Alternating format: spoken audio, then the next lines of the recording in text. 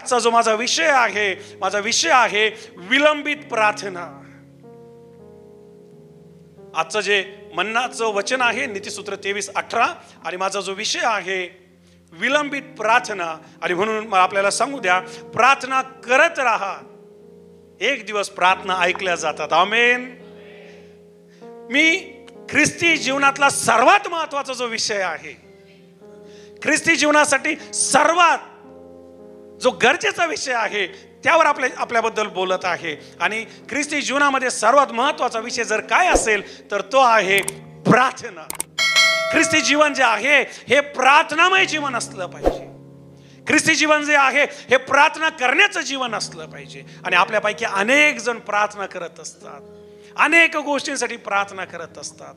अनेक जण आपल्या आरोग्यासाठी प्रार्थना करतात, अनेक जण आपल्या कुटुंबासाठी प्रार्थना करतात, अनेक जण आपल्या लेकरांसाठी प्रार्थना करतात, अनेक जण व्यसनातून बाहेर येण्यासाठी प्रार्थना करतात, अनेक जण जीवन चांगला जोडीदार भेटावा, चांगला जीवनसाथी भेटावा म्हणून प्रार्थना करत असतात, अनेक जण करिअरसाठी प्रार्थना करत असतात, अनेक जण आपल्या सेवकाईसाठी प्रार्थना करत असतात, अनेक जण आपल्या आत्मिक उन्नतीसाठी प्रार्थना करत असतात. फार आवेशाने प्रार्थना करतील, फार उत्साहाने प्रार्थना करतील.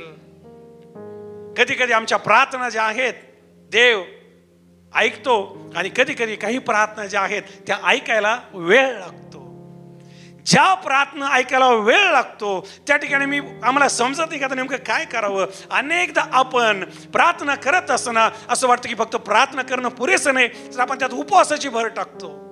काही एक दिवस उपवास करून प्रार्थना करतील त्या विशिष्ट कारणासाठी, त्या विशिष्ट आशीर्वादासाठी, त्या विशिष्ट उत्तरासाठी. काही जण 10 दिवसाची उपवास प्रार्थना करतील, देवा माझी प्रार्थना तू ऐक, माझी विनवणी तू ऐक, माझ्या प्रार्थनेचं उत्तर तू दे. काही लोक 20-20 दिवस उपवास करतात, काही लोक 21 दिवस उपवास करतात, काही तर असे 40 दिवस उपवास करतात आणि देवाला म्हणतात प्रभू माझी प्रार्थना ऐक. उपवास होतात, 40-40 दिवस उपवास जातात, पण प्रार्थना ऐकल्या गेलेल्या नसतात. काही लोक आहेत की ते मोठ्या मोठ्या सेवकांना फोन लावतील, पास्टर आमसाठी प्रार्थना करा. तर असं वाटतं की आमच्या प्रार्थना ऐकल्या गेल्या नाही, एकदा मोठ्या सेवकाकडून प्रार्थना करून घ्यावी, आमची प्रार्थना ऐकल्या जातील. आणि मोठ्या मोठ्या सेवकांना फोन लावतील, मेसेज करतील. शक्यता जर त्यांना संधी मिळाली तर मीटिंगमध्ये जातील. सेवकांनी जर प्रार्थना केली म्हणते नाही माझ्यावर हात ठेवा आणि माझ्यावर हात ठेवून प्रार्थना करा, कारण माझी प्रार्थना ऐकल्या जात नाहीये. कधी कधी असं होतं इकडून प्रार्थना करून निघून जातात, परत दुसऱ्यांदा लाईनीत येतात. सेवकाला म्हणतात परत हात ठेवा, तो तर अगोदर केली ना, नाही परत ठेवा, कारण त्यांना असं वाटतं की सेवकाकडून तरी माझी प्रार्थना ऐकली जाईल. विश्वास ठेवून प्रार्थना करतात, आशा ठेवून प्रार्थना करतात, कळकळून प्रार्थना करतात, पण प्रार्थना ऐकायला वेळ लागत असतो, प्रार्थनाचं उत्तर मिळायला वेळ लागत असतो. आणि एक अशा पॉइंटला आम्ही येतो, अशा ठिकाणी आम्ही येऊन थांबतो की प्रार्थना करण्याचा जो उत्साह आहे, प्रार्थना करण्याचे जे स्पीड आहे, प्रार्थना करण्याची पातळी आहे ती खाली खाली खाली जाते आणि आम्ही सोडून देतो, आम्ही निराश होतो. आणि मला असं वाटतं आता या विषयासाठी प्रार्थना करण्यात काही उरलेलं नाहीये आणि या विषयासाठी प्रार्थना करायला नको. काही काही तर असे आहेत की ते कुठल्याच विषयासाठी प्रार्थना करत नाहीत. त्यांना असं वाटतं की इतके उपवास केले, इतकं चर्चला गेलो, एवढा विश्वास ठेवला. काही जे आहे ते अशा प्रार्थना करतात, वचन घेऊन प्रार्थना करशील, प्रभू तू म्हटलं मी तुला आरोग्य देईल आणि मी प्रार्थना करते मला आरोग्य दे, आरोग्य अजून मिळालेलं नसते. काहीतर असे की ते म्हणतात प्रभू तू म्हटलं तू विश्वास ठेव म्हणजे तुझ्या घराचं तारण होईल, अजूनही माझ्या लेकरांचं तारण झालं नाही, मी कितीतरी दिवस झाले प्रार्थना करत आहे. आणि वचन घेऊन ते प्रार्थना करतात. काही प्रार्थना करतात प्रभू तू म्हटलं मी तुला जीवनसाथी देईल आणि माझं वय होत चाललंय, अजूनही मला जीवनसाथी मिळाला नाही, आणि वचन घेऊन ते प्रार्थना करतात. काही वचन घेऊन प्रार्थना करतात प्रभू तू म्हटलं ज्या कामात तू हात घालशील मी तुला बरकत देईल, आणि त्यांना बरकत मिळत नाही. काही बिझनेससाठी प्रार्थना करतात. काही सेवक मला जर ऐकत असतील सेवेसाठी प्रार्थना चालू असते, माझं चर्च वाढव, मला आत्मे दे, माझी मिनिस्ट्री वाढू दे, आणि सेवेमध्ये सुद्धा काही रिझल्ट भेटत नाही, त्या प्रार्थना ऐकल्या जात नाही. आणि एक जो महत्वाचा विषय तो आमच्या जीवनात येतो, आम्ही त्याला पाहतो, निराशा, थकून जाणं, खचून जाणं. अश्रू जे आहेत ते अजून मोजल्या गेलेले नसतात. पोटाचा पीळ जो आहे त्याचं उत्तर अजून मिळालेलं नसतं. जे देवाकडे आम्ही केलेला धावा आहे, देवाकडे केलेल्या प्रार्थना आहे, त्याचं उत्तर आम्हाला अजून मिळालं नसतं आणि आम्ही खूप निराश होतो. जे सुरुवातीला आम्ही वचन म्हणण्यासाठी घेतलंय नीतिसूत्र 23 आणि वचन 18, त्या ठिकाणी असं म्हटलं पारितोषिक निश्चय मिळणार, तुझी आशा जी आहे ती नष्ट होणार नाही. देवाचं वचन सांगतं की पारितोषिक मिळणार आहे. देवाचं वचन सांगतं की प्रार्थना ऐकल्या जाणार आहे. देवाचं वचन सांगतं अश्रू पुसल्या जाणार आहे. देवाचं वचन सांगतं तुमचे लेकरं जे तुमच्या हाताच्या बाहेर गेलेले ते परत प्रभूमध्ये येणार आहे. देवाचं वचन सांगतं तुम्ही व्यसनातून बाहेर येणार आहे. देवाचं वचन सांगतं की तुम्ही जे गमावलं ते परत प्राप्त होणार आहे. देवाचं वचन सांगतं तुमची आशा, त्या ठिकाणी खूप चांगला शब्द आलाय, तुझी आशा म्हटलंय. तुझी आशा जी आहे ती नष्ट होणार नाही. तुझी जी आशा आहे ती मावळणार नाही. देवाच्या प्रिय लेकरांनो, या महिन्यामध्ये देवाचा दास या नात्याने मला देवाच्या वचनातून हे भविष्य सूचक जो संदेश आहे तो आपल्याकडे घेऊन येऊ द्या. मागील काळापासून, कदाचित दिवसांपासून, कदाचित महिन्यांपासून, कदाचित वर्षांपासून आपण ज्या प्रार्थना करत आलेल्या आहे त्याला विलंब लागला असेल, पण विलंबित प्रार्थना ज्या आहेत त्या ऐकल्या जातात. विलंबित प्रार्थना ज्या आहे त्याचे उत्तर मिळतात. कारण स्तोत्र 65 आणि वचन 2 मध्ये म्हटलं, आमचा देव हा प्रार्थना ऐकणारा देव आहे. आमचा देव हा प्रार्थनेचा सन्मान करणारा देव आहे. आणि आमचा देव परमेश्वर हा प्रार्थनेचं उत्तर देणारा देव आहे. आपल्या शेजारच्याला सांगा की तुझी प्रार्थना ऐकली जाणार आहे. जे मला टीव्ही चॅनलवर, मोबाईल चॅनलवर वेगवेगळ्या माध्यमातून पाहत आहे, आपल्या कुटुंबाला सांगा, आपल्या शेजाऱ्याला सांगा. आणि जर कोणी नसेल तर देवाकडे पाहून सांगा, देवा माझी विलंबित प्रार्थना तो ऐकणार आहे. देव तुमच्याशी या महिन्यात बोलत आहे, देव या वर्षात तुमच्याशी बोलत आहे की देवाला तुमच्या प्रार्थना ऐकायच्या आहे. तुमची आशा नष्ट होणार नाही. पारितोषिक निश्चय मिळणार, बक्षीस निश्चय मिळणार, उत्तर निश्चय मिळणार, अश्रू निश्चित पुसल्या जाणार, दुःख निश्चित दूर होणार, आजार निश्चित बरे होणार. कारण माझा देव हा प्रार्थना ऐकणारा देव आहे. माझा देव प्रार्थना करणाऱ्या लोकांचा आदर करणारा देव आहे. आणि म्हणून चर्च मी आपल्याला उत्तेजन देईल, प्रार्थना करणं कधी थांबवू नका.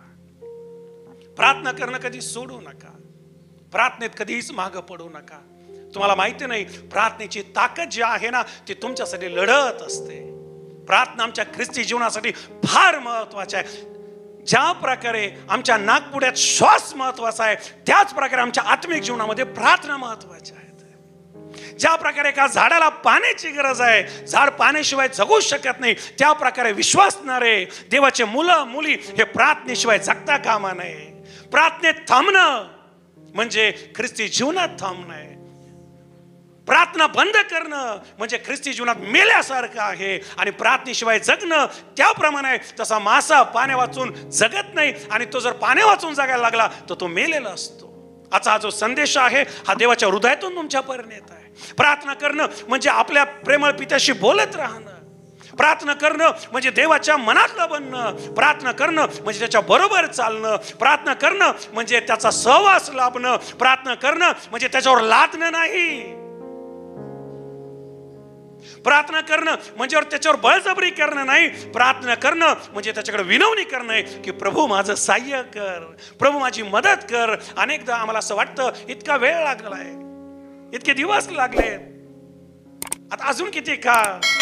शास्त्र आम्हाला सांगतं, उपदेशकाचं पुस्तक याचा 8वा अध्याय आणि वचन 6 मध्ये म्हटलं, प्रत्येक गोष्टीसाठी वेळ ठरलेला आहे, प्रत्येक गोष्टीसाठी समय ठरलेला आहे. लक्षपूर्वक ऐका प्रार्थना करणाऱ्या लोकांनो, देवाचा धावा करणाऱ्या देवाच्या मुलींनो आणि मुलांनो, देवाच्या प्रिय मुलं आणि मुली, ज्या तू प्रार्थना करत आलेला आहेस, ज्या आपण प्रार्थना करत आलेलो आहोत, त्या प्रार्थना ऐकण्यासाठी देवाने समय नेमलेला आहे. देवाने त्यासाठी वेळ नेमलेला आहे. प्रार्थना ज्या आहेत आमच्या वेळेत ऐकल्या जाणार नाहीत. प्रार्थना ज्या आहेत तुमच्या वेळेत ऐकल्या जाणार नाहीत. प्रार्थना ज्या आहेत त्या देवाच्या वेळेत ऐकल्या जाईल. कोणतरी आमेन म्हणा. देवावर अवलंबून राहायचं शिका. देवावर विश्वास ठेवायचा शिका. देवाला आपली चिकाटी दाखवा. देवाला आपला धीर दाखवा. देवाला आपला विश्वास दाखवा. अनेक लोक जे आहेत त्यांना असं वाटतं माझी प्रार्थना ऐकल्या गेली नाही, त्या सभेत गेलो तिथं प्रार्थना ऐकल्या गेली नाही, ज्या चर्चमध्ये आहेत तिथं प्रार्थना ऐकल्या गेली नाही. ते चर्च बदलतात आणि चर्च बदलता बदलता त्यांच्या लक्षात येतं कुठंच प्रार्थना ऐकल्या गेली नाही. शेवटी तेच बदलतात आणि ख्रिस्तापासून दूर निघून जातात. प्रार्थना जी आहे हे इकडे तिकडे ऐकल्या जाणारी गोष्ट नाहीये. प्रार्थना जी ती स्वर्गातून ऐकल्या जाणारी गोष्ट आहे. प्रार्थना स्वर्गात ऐकल्या जाते. आणि प्रार्थना जी आहे त्याचं उत्तर जर पाहिजे असेल, ज्या कशासाठी आपण प्रार्थना करत आलेले आहात, प्रत्येक जण प्रार्थना करत असतो, प्रत्येक जण देवाचा धावा करत असतो. ज्या कशासाठी आपण प्रार्थना करत आलेला आहात, मला हे जाहीर करू द्या, तुमची आशा नष्ट होणार नाही. निश्चित आणि खचित तुमच्या पदरी तुमच्या प्रार्थनेचं उत्तर पडणार आहे. खचित आणि खचित तुमच्या प्रार्थनेचा विजय तुम्ही साजरा करणार आहात. खचित आणि खचित येणाऱ्या दिवसामध्ये तुमच्या ज्या डोळ्यातून दुःखाचे अश्रू वाहत आहे, आनंदाचे अश्रू वाहणार आहे. खचित आणि खचित ज्या शरीराने तुम्हाला त्रास दिलाय आणि तुम्ही आजारी आहात, त्यातून आरोग्य बाहेर येणार आहे. खचित आणि खचित ज्या कुटुंबात अशांती आहे, परमेश्वराचा आत्मा तुमच्या प्रार्थना ऐकणार आहे, अशांती निघून जाणार आहे आणि तुमच्या घराचं तारण होणार आहे. तुमच्या घराचं तारण होणार आहे. हे सीझन प्रार्थना ऐकले जाण्याचं सीझन असणार आहे. म्हणा, माझा देव प्रार्थना ऐकतो. कमान म्हणा, प्रभू मी तुला धन्यवाद देतो, तू नेहमी माझं ऐकतो. आमचा देव हा नेहमी ऐकणारा देव आणि आमचे उत्तर देणारा देव आहे. 1 पेत्र 3 आणि वचन 12 मध्ये म्हटलं, त्याचे कान त्याच्या लेकरांकडे लागलेले असतात, त्याचे नेत्र धार्मिकावर लागलेले असतात. कल्पना करा, तुम्हाला 1 दिवस प्रार्थना करायला लागला, 10 दिवस लागले, वर्ष लागलं, देवाचे नेत्र तुमच्यावर आहेत, देवाचे कान तुमच्या हाकेकडे आहेत, देव तुमचा विश्वास पाहत आहे. आमेन बोला. देव तुमचे अश्रू पाहत आहे. मोठा आमेन बोला. देव तुमच्या प्रार्थना पाहत आहे. हालेलुया. देव तुमच्यावर नजर लावू नये, तो त्याच्या प्रत्येक मुलीवर नजर लावू नये, तो त्याच्या प्रत्येक मुलावर नजर लावू नये. वेळ येईल, त्याने ठरलेली वेळ येईल आणि माझ्या प्रार्थना ऐकल्या जातील, माझ्या प्रार्थनेचं उत्तर मिळेल आणि मी हा अनुभव घेणार की माझा देव हा माझ्या प्रार्थना ऐकणारा देव आहे. हा जो विषय आहे, विलंबित प्रार्थना, विलंब लागलेल्या प्रार्थना, वेळ लागलेल्या प्रार्थना, हा विषय फार महत्वाचा आहे. ज्या प्रार्थना लवकर ऐकल्या जातात तिथं तुमच्यावर कृपा होत असते आणि ज्या प्रार्थना ऐकायला वेळ लागतो, लक्षपूर्वक ऐका, मी देवाच्या हृदयातून तुमच्याशी बोलत आहे, ज्या प्रार्थना लवकर ऐकल्या जातात तिथं तुमच्यावर कृपा झालेली असते आणि ज्या प्रार्थना ऐकायला वेळ लागतो तिथं तुमच्यावर डबल कृपा होणार असते, ती तुमच्यावर दुप्पट कृपा होणार असते, ती तुमच्यावर दुप्पट आशीर्वाद येणार असतात, तिथं तुमच्यासाठी दुप्पट प्रतिफळ येणार असतं. तुमची आशा नष्ट होणार नाही, पारितोषिक निश्चय मिळणार आहे, पारितोषिक निश्चय मिळणार आहे. ओ, शत्रू कितीही वर चढ असू द्या, आजार कितीही मोठा असू द्या, तुमच्या विरोधात सैतानाचे कितीही मोठे गड असू द्या, ते उद्ध्वस्त होणार आहे. तुम्ही विजय साजरा करणार आहे. मी जाहीर करतो, हा महिना विजयाचा महिना असणार आहे, हा महिना प्रार्थना ऐकल्याचा महिना असणार आहे. या महिन्यामध्ये थांबलेल्या प्रार्थना ऐकल्या जातील, वेटिंग प्रार्थनेचं उत्तर मिळणार आहे. मी धीर धरून परमेश्वराची वाट पाहिली आणि त्याने वळून माझी प्रार्थना ऐकली. स्तोत्र 40 आणि वचन 1. धीर जो आहे, वाट पाहणं जे आहे, हे खूप गरजेचं आहे. आणि अनेकदा आमचा धीर तुटतो, अनेकदा आमच्या जीवनात निराशा येते, अनेकदा आम्हाला असं वाटतं की माझ्यासाठी पुढे काही उरलंय का नाही उरलंय. परंतु देवाचं वचन स्पष्टपणे आम्हाला सांगत आहे की त्याचे नजर तुमच्यावर लागलेले आहे. स्तोत्र करतो, मग माझे आई वडील मला सोडतील, माझे आई वडील माझ्यापासून दूर जातील, पण हे देवा तुम्हाला सोडत नाही. अर्थ काय? देव हा आशा देणार आहे, देव हा कधी न सोडणार आहे, देव हा कधी न टाकणार आहे. ज्या दिवशी तुम्ही त्याच्यावर विश्वास ठेवला, ज्या दिवशी तुम्ही त्याच्याकडे प्रार्थना चालू करायला सुरुवात केली, त्या दिवशी त्याने तुमचा हात धरलेला आहे, त्या दिवशी त्याने तुम्हाला जवळ घेतलेला आहे. त्या दिवसापासून तो तुमच्यावर नजर लावू नये, तुमच्याकडे कान लावू नये आणि तो वळून तुमचं ऐकणार आहे. मी परत आणि परत सांगतो, जी प्रार्थना लवकर ऐकल्या जाते ती देवाची कृपा, आणि ज्या प्रार्थनेला विलंब लागतो ती होणारी दुप्पट कृपा, ती होणारी डबल कृपा. आणि म्हणून प्रार्थना करणं थांबता कामा नये. प्रार्थना करत राहा, प्रार्थना करत राहा, प्रार्थना करत राहा. प्रार्थना विजय घेऊन येणार आहे, प्रार्थना उत्तर घेऊन येणार आहे आणि प्रार्थना तुमच्यासाठी पारितोषिक घेणार आहे. पारितोषिक माहिती तुम्हाला कशाला म्हणतात? पारितोषिक माहिती कशाला म्हणतात? बक्षीस, प्रेझेंट, गिफ्ट. आपल्या प्रत्येकासाठी देवाने येत्या सीझन मध्ये गिफ्ट ठेवलेले आहे, आमच्यासाठी त्याने ब्लेसिंग्स ठेवलेले आहेत आणि आमच्यासाठी त्याने आशीर्वाद ठेवलेले आहेत. आमच्या प्रत्येकाची ही प्रार्थना असली पाहिजे. आणि महान प्रार्थना काय माहिती आहे का? महान प्रार्थना ही आहे, हे देवा मला कृपा दे, मला कृपा दे, जोपर्यंत माझी प्रार्थना ऐकत नाही तोपर्यंत प्रार्थना करत राहण्यासाठी. आमेन. परत रिपीट करतो मी हे, आणि मला पवित्र आत्म्याने दिलंय. काय महान प्रार्थना असली पाहिजे? जेव्हा आमच्या प्रार्थना ऐकल्या जात नाही, प्रार्थना ऐकायला उशीर लागतो, आमच्या जीवनात निराशा येते, आम्हाला हारल्यासारखं वाटतं, आम्हाला संपल्यासारखं वाटतं, आम्हाला असं वाटतं आता काही उरलेलं नाहीये, देव देखील मला विसरला की काय, देव देखील माझ्यावर नाराज आहे की काय, देव देखील माझं ऐकत आहे का नाही, देवाने माझ्याकडे नजर लावली का नाही. अशा वेळेस एकच प्रार्थना हृदयातून बाहेर येऊ द्या. तुम्हाला पाहिजे ती प्रार्थना लिहून घ्या आणि ती प्रार्थना ही असली पाहिजे की हे देवा, हे परमेश्वरा मला कृपा दे, तोपर्यंत प्रार्थना करत राहण्यासाठी जोपर्यंत तू माझी प्रार्थना ऐकत नाही. आमेन बोला. आमेन बोला. ही महान प्रार्थना आहे. रोज प्रार्थनेत म्हणा, प्रभू मला कृपा दे तोपर्यंत प्रार्थना करत राहण्यासाठी, तोपर्यंत तुझ्याकडे पाहत राहण्यासाठी, तोपर्यंत माझ्या आशा मावळू देऊ नको, तोपर्यंत माझा धीर सुटू देऊ नको, तोपर्यंत माझ्या जीवनात निराश येऊ देऊ नको, जोपर्यंत तू माझी प्रार्थना ऐकत नाही, जोपर्यंत तू माझ्या प्रार्थनेचं उत्तर देत नाही. हालेलुया. प्रार्थना ऐकल्या जातात, भलं विलंब लागतो, भलं वेळ लागतो, पण प्रार्थना ऐकल्या जातात. प्रश्न पडले किती काळ प्रार्थना केल्या पाहिजे, किती दिवसांनी प्रार्थना ऐकल्या जातील, किती वर्षाने प्रार्थना ऐकल्या जातील. मी सुरुवातीला सांगितलं, काहींची प्रार्थना लवकर ऐकल्या जाईल याचा अर्थ प्रार्थना केल्याने उत्तर मिळालं, याचा अर्थ देवाने तुमच्यावर कृपा केली किंवा देवाने त्याच्या वेळेत ती प्रार्थना ऐकली. काही प्रार्थना ऐकायला महिने लागू शकतात, काही प्रार्थना ऐकायला वर्ष लागू शकतं, काही प्रार्थनेचं उत्तर यायला जीवन लागू शकतं, आणि काही प्रार्थना तुम्ही मराल किंवा जगातून निघून जाल त्याच्यानंतर ऐकल्या जातील. लक्षपूर्वक ऐका, प्रार्थना कधीच मरत नाही. आमेन. प्रार्थना कधीच वाया जात नाही. आमेन. प्रार्थना ज्या आहेत, देव त्याच्या लेकरांच्या प्रार्थना त्याच्या बुदलीमध्ये जमा करून ठेवतो. प्रार्थना ज्या आहेत त्या देवाजवळ राहतात आणि एक ना एक दिवस त्या प्रार्थना ऐकल्या जातात. प्रभू येशू ख्रिस्त या पृथ्वीवर असताना, प्रभू येशू ख्रिस्त मानव म्हणून असताना त्याने अनेक प्रार्थना केल्या. स्वतः प्रभू येशू ख्रिस्त हा प्रार्थनाशाली योद्धा होता. प्रभू येशू जीवन प्रार्थनेने भरलं जीवन होतं. शास्त्र सांगतो रात्रीचा प्रार्थना करायचा, तो रात प्रार्थना करायचा, तो पहाटची प्रार्थना करायचा, तो शिष्यांबरोबर प्रार्थना करायचा, तो वैयक्तिक प्रार्थना करायचा. प्रभू येशू ख्रिस्त देवाचा पुत्र असून जर त्याला प्रार्थनेत वेळ घालावा लागत होता, प्रभू येशू स्वतः देव असून जर त्याला रात्रीची, पहाटची, मध्यरात्रीची अनेक प्रार्थना करावं लागत होत्या, किती विशेष तुम्हाला आणि मला प्रार्थना कराव्या लागतील, किती विशेष आम्हाला प्रार्थनेत वेळ घालावा लागेल, किती विशेष आम्हाला रात्र देवाच्या सानिध्यात घालावं लागेल, आम्हाला त्याच्याकडे जावं लागेल, पहाट जी आहे ती त्याला द्यावं लागेल, आमची झोप त्याला द्यावं लागेल, आमची रात्र त्याला द्यावं लागेल, आमचा दिवस त्याला द्यावा लागेल. आणि पहा, देवाच्या प्रिय मुली मुला, तुमची प्रार्थना ऐकल्या जाईल. येशू ख्रिस्त ज्यावेळेस त्याच्या आयुष्याच्या शेवटच्या टप्प्यात होता, गेतशेमन बागेमध्ये तो होता, आणि आम्हाला पाहायला मिळतं त्या ठिकाणी तो असताना त्याने एक महान प्रार्थना केली. हे पित्या, तुझी इच्छा असली तर हा प्याला माझ्यापासून दूर कर. आणि ती प्रार्थना जी आहे आम्हाला पाहायला मिळतं, ती मृत्यू यातनेची प्रार्थना होती, ती जगाला सोडून जायची प्रार्थना होती. अनेक जण म्हणतात की नाही, येशूची प्रार्थना ऐकल्या गेली नाही. मी आपल्याला सांगतो, प्रभू येशूची प्रार्थना ऐकल्या गेली.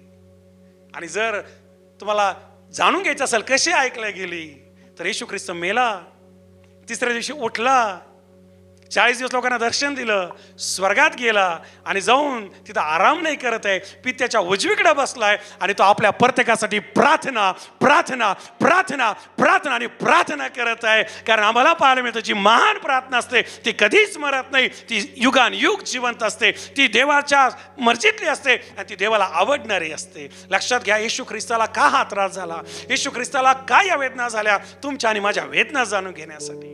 येशू का मानव बनला, तुमच्या आणि माझं दुःख जाणून घेण्यासाठी. येशूच्या प्रार्थना ज्या आहेत त्या का रेकॉर्ड झाल्या, तुमच्या आणि माझ्या प्रार्थना समजून घेण्यासाठी. आणि मग जर प्रार्थना करणं बंद केलं असेल, प्रार्थना होत नसेल, देवाशी सहभागिता तोडली असेल, शैतानाने देवापासून दूर नेला असेल, आत्मिक जीवनात पतन झालं असेल, जगिक स्वभाव जर वरचढ होत असेल, तर आजचा संदेश तुम्हाला आशा देणारा संदेश आहे. आजचा संदेश तुम्हाला पारितोषिक देणारा संदेश आहे. आज प्रार्थना करणं सुरू करा. व्यसनावर विजय मिळेल, पापावर विजय मिळेल, शरीरावर विजय मिळेल, जगावर विजय मिळेल, मित्रांवर विजय मिळेल, मोहावर विजय मिळेल, वाईटावर विजय मिळेल, आजारावर विजय मिळेल, अश्रूवर विजय मिळेल. विजय तुमच्या दिशेने येत आहे, कारण प्रार्थना करणारे लोक हे लूजर नाही आहेत, हे विजयी लोक आहेत. बोलो येशू मसीह की. जर लोकांसमोर रडत आहात, जर लोकांकडे गाराणं करत आहात, आजच थांबा. ते जीवन दाखवतं की तुम्ही प्रार्थना करणारे लोक नाही आहेत.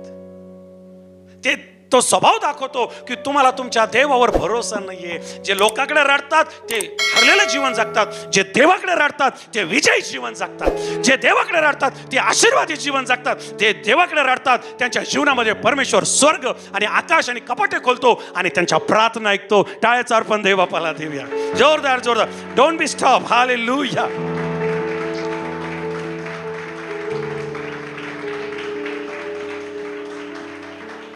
प्रभू येशू ख्रिस्ताने स्वतः प्रार्थनेवर फार जोर दिला आणि त्याच्या शिष्यांना, त्याच्या अनुयायांना आणि तुम्हाला आणि मला सांगितलं की जागते राहा, जागृत राहा, प्रार्थना करत राहा. कारण शरीर जे आहे ते अशक्त आहे, पण आत्मा जो आहे तो उत्सुक आहे. आम्हाला आमच्या ख्रिस्ती जीवनामध्ये जागृत राहण्याची गरज आहे, उत्सुक राहण्याची गरज आहे. आणि त्यासाठी काय महत्वाची गोष्ट असेल ती आहे प्रार्थना, प्रार्थना आणि प्रार्थना. प्रार्थना एक अशी ताकद आहे की जिचं सामर्थ्य दिसत नाही, जिचं सामर्थ्य काम करून जाते. प्रार्थना एक अशी ताकद आहे की जिचं सामर्थ्य जे आहे त्याची काय आम्हाला जाणीव नसते, पण त्याची जाणीव शत्रूला फार जबरदस्त असते. आणि म्हणून आज ख्रिस्ती व्यक्ती तुम्हाला सांगतो गीत गाण्यात पुढे येईल, वेगवेगळे कार्यक्रम करण्यात पुढे असेल, वेगवेगळ्या ऍक्टिव्हिटीज मध्ये पुढे असेल, पण तुम्ही त्याला प्रार्थनेला बोलवा. तुम्ही त्या बहिणीला त्या भावाला प्रार्थनेबद्दल सांगा, प्रार्थना करवणार नाही, प्रार्थना करण्यात दिसणार नाही. का? कारण इतर गोष्टीत पुढे गेलोय, पण प्रार्थना करण्यात मागं पडलोय. आणि म्हणून पहिली मंडळी अशी नव्हती. पहिली मंडळी रात्रंदिवस प्रार्थना करत, 120 लोक त्या रूम मध्ये थांबून प्रार्थना प्रार्थना आणि प्रार्थना करत होते. आणि तोपर्यंत प्रार्थना करत होते जोपर्यंत त्यांची प्रार्थना ऐकल्या जाणार नव्हती. Hallelujah, come on, hallelujah. प्रार्थनेशिवाय ख्रिस्ती जीवन जे आहे ना अर्थशून्य आहे आणि अर्थहीन आहे. जर तुम्ही प्रार्थनेशिवाय जगत आहात आणि जर तुमच्या जीवनात प्रार्थनेला स्थान उरलेलं नाहीये, आणि जर तुम्ही प्रार्थना करू करू थकलेले आहात, आणि जर तुम्ही प्रार्थना करू करू प्रार्थना करणं सोडून दिलेलं आहे, मला देवाच्या वचनातून जाहीर करू द्या की तुमची प्रार्थना जी आहे ती ऑन द वे आहे. आमेन. ऑन द वे कळतं का? It's coming any time you can hear. कुठल्याही क्षणी तुमच्या कानावर हे शब्द पडतील की तुमची प्रार्थना ऐकल्या गेलेली आहे, तुमच्या प्रार्थनेचं उत्तर मिळालंय. बुधवारी आम्ही अनेक लोक इथं जमलो होतो. 21 दिवसाचा शेवटचा उपवास आणि प्रार्थना होते, आणि अनेक प्रार्थना योद्धे इथं आलेले होते, अनेक जण होते, आणि आम्ही अनेक तास इथं घातले. तुम्ही विचारा बहिणींना आणि भावांना जे आले होते, देवाचं सामर्थ्य उतरून आलं, देवाचा अभिषेक उतरून आला, आणि देवाचं वचन आलं की तुझ्या प्रार्थना ज्या आहेत त्या अचानक ऐकल्या जाणार आहे. हालेलुया. प्रार्थना करत राहा, प्रार्थना करत राहा. It's coming. ते येत आहे, ते ऑन द वे आहे, आणि ते येणारच. कारण जो येणारा आहे, जो उत्तर देणार आहे, तो विलंब लावणार नाही. आमेन. बोलो येशू मसीह की. 19व्या शतकाच्या सुरुवातीला 1896 मध्ये भारत देशामध्ये मिशनरी चळवळ जी आहे, मंडळ्या ज्या आहेत, चर्चेस ज्या आहेत, फार कमी प्रमाणात होते. कारण तो जो काळ होता जस्ट शुभवर्तमान आपल्याकडे येत होता. आणि अशा काळामध्ये अमेरिकेतून एक मिशनरी भारत देशामध्ये आला.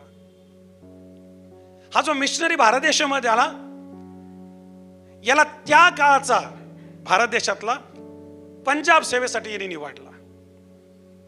आज अर्धा पंजाब आपल्याकडे, अर्धा पंजाब जो आहे तिकडे आहे. आणि हा मिशनरी तिथं आला 1896 ला, आणि 1904 पर्यंत म्हणजे 8 वर्ष हा फक्त प्रार्थना करत आहे, हा फक्त प्रार्थना करत आहे, पण याला रिझल्ट दिसत नाही. आणि याच्या प्रार्थना काय माहितीये का? देवा संजीवन येऊ दे, भारत देशामध्ये तुझी आग येऊ दे, पवित्र आत्म्याची लाट येऊ दे, लोकांचं जीवन बदलल्या जाऊ दे, लोक येशू ख्रिस्ताला जाणू दे. आणि हा प्रार्थना करत आहे, एक तर तू संजीवन दे, एक तर तुम्हाला आत्मे दे, नाही तर मी मरणार. रात्रंदिवस प्रार्थना करत आहे, आशू ढाळून प्रार्थना करत आहे. या सेवकाचं नाव जॉन हाईड. आणि हा जो जॉन हाईड होता, याला कमी ऐकायला यायचं, पण हा जास्त देवाकडे बोलायचा. आमीन. आणि हा प्रार्थना करत आहे 1 वर्ष नाही 8 वर्ष. 8 वर्षानंतर देवाने कृपा केली, आणि त्या काळातले जे मिशनरी होते मेन ते सगळे एकत्र आले, आणि एका चर्चमध्ये त्यांनी प्रार्थना करायला सुरुवात केली. आणि देवाने त्या ठिकाणी ताबा घेतला, आणि सुरुवातीला काही लोकांचं तारण झालं. देवाने या हाईडची प्रार्थना ऐकली. हाईडने पाहिलं की देवाने 8 वर्षानंतर माझी प्रार्थना ऐकली, याने अधिक प्रार्थना करायला सुरुवात केली. हा अश्रू ढाळत असायचा, हा पोटाला पीळ देत असायचा. प्रार्थना प्रार्थना आणि प्रार्थना. जे टॉपचे जगातले प्रचारक आहेत, जे टॉपचे जगातले प्रार्थना योद्धे आहेत, त्याच्यामध्ये जॉन हाईड येतो. आणि या जॉन हाईडचं नाव त्या काळी ख्रिस्ती लोकांनी जॉन हाईड हे बदलून टाकलं, आणि त्याला नाव दिलं प्रेंग हाईड. याला नाव मिळालं, जॉन नाव खड झालं, आणि याला नाव लागलं प्रार्थना करणारा. याला नाव लागलं देवाकडे आरोळी करणारा. याला नाव लागलं देवाशी बोलणारा. मी आपल्याला सुरुवातीला सांगितलं, आम्ही ज्या प्रार्थना प्रभूकडे करत असतो, आम्ही ज्या प्रार्थना देवाकडे करत असतो, त्या कधीच मरत नाहीत, त्या कधीच वाया जात नाही. आणि never be wasted your precious time which you have spend in the presence of God. It will be never wasted, never wasted. Why? कारण देवाचे कान तुमच्याकडे लागलेले असतात, देवाची नजर तुमच्याकडे लागलेली असते आणि धार्मिकाला पारितोषिक मिळते, त्याची आशा नष्ट होत नाही. जॉन हाईड प्रार्थना करत गेला, जॉन हाईड प्रार्थना करत गेला. छोटंसं संजीवन त्या काळात तिथं आलं आणि अतिशय कमी वयामध्ये, अतिशय कमी वयामध्ये तो प्रार्थना करता करता त्याला हार्ट अटॅक आला. त्याला दवाखान्यात दिलं, डॉक्टरने चेक केलं. डॉक्टर म्हणजे काय झालं, हे जगातलं आश्चर्य आहे. सगळ्यांना कळलं नेमकं झालं काय. त्यांनी सांगितलं की याचं जे हृदय लेफ्ट साईडला आहे, जास्त ओझं आल्यामुळं, जास्त प्रार्थना केल्यामुळं, जास्त आणि जास्त देवाच्या सानिध्यात वेळ घातल्यामुळं याचं हृदय राईटला सरकलेलं आहे. आणि काही दिवसांनी जॉन हाईड या जगातून निघून गेला. मरत असताना त्याची प्रार्थना होती, प्रभू माझा जीव इथं जात आहे, परंतु ज्या प्रार्थना मी तुझ्याकडे केलेल्या आहेत त्या प्रार्थना मरू देऊ नको. आमीन बोला. थांबा थांबा थांबा. जॉन हाईडला जाऊन 100 वर्षाचा काळ झालाय. आज पंजाबमध्ये एवढं संजीवन आलंय, आज पंजाब एवढं देवाचं काम करत आहे. आज पंजाब भारताला नाही जगाला देवाचा संदेश देत आहे. आज पंजाबमधून मोठे मोठे कुठलाही पंजाबचा सेवक येऊ द्या, त्याच्या जीवनात संजीवन आहे, त्याच्या जीवनात सामर्थ्य आहे, त्याच्या जीवनात देवाचं काम आहे. कारण जॉन हाईडच्या प्रार्थना मेल्या नाहीत, त्या देवाजवळ गेल्या आणि त्या उगवत आहे, त्या उगवत आहे, त्या उगवत आहे. तुमच्या प्रार्थना कधीच मरणार नाही, तुमच्या प्रार्थना कधीच वायाला जाणार नाही. जर तुम्ही प्रार्थनेची बाई आहे, जर तुम्ही प्रार्थनेचे माणूस आहे. या महिन्यात माझी प्रार्थना आहे देवाकडं, जो वेळ तुम्ही देवाच्या पायाजवळ घालवलेला आहे, जे आश्रय तुम्ही देवाच्या सानिध्यात घातलेले आहेत, जी आशा तुम्ही देवाकडे लावलेली आहे, निराश होऊ नका, निराश होऊ नका. तुमच्या प्रार्थना कधीच वाया जाणार नाही. कधी कधी तुमच्या जीवनात त्याचं उत्तर मिळणार नाही, तुम्ही या जगातून निघून जाताल, पण तुमच्या नंतर तुमच्या प्रार्थना ऐकल्या जातील, तुमच्या नंतर तुमच्या प्रार्थनेचे उत्तर येतील. जसं जॉन हाईड आज देखील जिवंत आहे प्रार्थनेच्या रूपात, आज देखील आमच्यामध्ये उभा आहे प्रार्थनेच्या रूपात, आणि आज देखील आमच्यासाठी उदाहरण आहे प्रार्थनेच्या रूपात. इथून जाता जाता आणि आजचा संदेश ऐकता ऐकता बंद करता करता मी आपल्याला आव्हान करेल, प्रार्थनेला वेळ लागलाय याचा अर्थ हा नाही त्या प्रार्थना ऐकल्या जाणार नाही. प्रार्थनेला वेळ लागलाय याचा अर्थ हा नाही त्या प्रार्थना बंद केल्या पाहिजे. प्रार्थनेला वेळ लागला याचा अर्थ हा नाही की मी निराश झालो पाहिजे, प्रार्थना करून सोडून दिलं पाहिजे. Never do that. कारण आमचा देव हा प्रार्थना ऐकणार आहे. आणि स्वतः येशू म्हणतो जागृत राहा, पडू नये म्हणून, शत्रूने तुम्हाला फसू नये म्हणून, तुम्ही माझ्यापासून दूर जाऊ नये म्हणून प्रार्थना करा, प्रार्थना करा आणि प्रार्थना करा. हा फेब्रुवारी महिना आणि हे 2024 वर्ष आमच्या प्रार्थना ऐकल्या जाण्याचं वर्ष असणार आहे. मी जाहीर करतो देवाचा दास आहे नात्याने, ज्या देवाकडे तुम्ही सातत्याने प्रार्थना करत आले, ज्या देवाची तुम्ही वाट पाहत आले, ज्या देवास तुम्ही धावा करत आले, तुमच्या प्रार्थना ऐकल्या जाणार आहेत. आणि तुमच्या प्रार्थना ऐकल्या गेल्यानंतर जो तुमच्या ओळखीचा व्यक्ती आहे, त्याची चर्चमध्ये असेल, कुटुंबामध्ये असेल, शहरामध्ये असेल, तुमच्याकडे पाहून तो देखील प्रार्थना करायला सुरुवात करेल, तो देखील प्रार्थनेचा अनुभव घेईल आणि प्रार्थनेचं संजीवन येईल. माझी प्रार्थना आहे देवाकडे या शहरासाठी, या देशासाठी, या जिल्ह्यासाठी प्रार्थनेचं संजीवन येऊ. आणि ते दुसरं तिसरं कुठून नव्हे, ते आपल्या चर्चमधून येऊ, ते तुमच्या जीवनातून येऊ, ते तुमच्या जीवनातून येऊ, तुमच्या जीवनातून घराघरात जाऊ, घराघरातून गावागावात जाऊ आणि देवाचं मोठं काम या भारत देशामध्ये उभं राहू. आज आजूबाजूला नफरत आहे, आज आजूबाजूला द्वेष आहे, समाजामध्ये भांडण करत आहे. अशा वेळेस तुम्ही आणि मी प्रार्थना करणार नाही तर कोण प्रार्थना करेल? अशा वेळेस मी देवाचा धावा करणार नाही तर कोण देवाचा धावा करेल? प्रिय बहिणी आणि प्रिय भावा, आज देवाच्या वचनातून देवाचा दास या नात्याने मला आपल्याला आव्हान करायचंय, ज्या बंद केलेल्या प्रार्थना आहे त्या परत सुरू कर. ज्या प्रार्थनेत कंटाळा आलेला आहे तो झटकून टाक, कारण प्रार्थनेचं उत्तर येणार, प्रार्थनेचं बक्षीस येणार आणि प्रार्थना ऐकल्या जाणार आहे. मी जाहीर करतो हा महिना तुमचा प्रार्थना ऐकल्याचा महिना असणार आहे. मी जाहीर करतो या महिन्यामध्ये देव तुमच्याकडे वळणार आहे, तुमचा धीर तो पाहणार आहे. मी जाहीर करतो तुमचे अश्रू पुसले जाणार आहे. मी जाहीर करतो तुमचे आजार बरे होणार आहे. मी जाहीर करतो तुम्ही व्यसनातून बाहेर येणार आहे. मी जाहीर करतो तुमची सेवा वाढणार आहे, तुमचे बिझनेस वाढणार आहे, तुमच्या कुटुंबात शांती येणार आहे. मी जाहीर करतो तुम्ही आर्थिक आशीर्वादित होणार आहे. मी जाहीर करतो पडलेलं जीवन परत उभारलं जाणार आहे. मी जाहीर करतो देव तुमच्यावर खुश होणार आहे आणि तुमच्या प्रार्थनेचा उत्सव, तुमच्या प्रार्थनेचा उत्सव, तुमच्या प्रार्थनेचा सण, तुमच्या प्रार्थनेचा फेस्टिवल तुम्ही येणाऱ्या दिवसात साजरा करणार. जर आम्ही स्वीकारलं असेल आमेन म्हणूया आणि टाळ्याचं अर्पण देवाला देऊया. हालेलुया. जे प्रार्थनेचं बीज, प्रार्थनेचा संदेश तुमच्या हृदयात जात आहे त्याला आतमध्ये जाऊ द्या. प्रत्येक डोळा बंद होईल. इकडं तिकडं कोणी जाणार नाही, कोणी येणार नाही, कोणी कोणाला पाहणार नाही, कोणी कोणाला डिस्टर्ब करणार नाही. देव तुम्हाला पाहत आहे. ते व्यसन फार भयानक आहे बहिणी आणि भावा, ते तुझा नाश करेल. ते पाप फार भयानक आहे, तो स्वभाव फार भयानक आहे, ती जी आत्मिक आलेली अधोगती ती फार भयानक आहे, ती निराशा फार भयानक आहे, ते दुःख फार भयानक आहे. ओ तुमच्या जीवनात तो डाऊनफॉल फार भयानक आहे. आज देव तुम्हाला संधी देत आहे. देव तुमच्यावर कृपा करत आहे. देव तुमच्यावर मेहर नजर करत आहे. कशासाठी? तुम्ही प्रार्थना करत राहा म्हणून. जॉन हाईडचं नाव बदललं आणि लोक त्याला प्रेयर हाईड म्हणतात. बहिणी तुझं नाव बदललंय का? भावा तुझं नाव बदललंय का? लोक म्हणतात का तुझा की तू प्रार्थना करणार आहे, प्रार्थना करणार आहे, देव विश्वास ठेवणार आहे, देवाचा धावा करणार आहे. ही गप्प राहण्याची वेळ नाहीये. प्रभूचा धावा करण्याची वेळ आहे.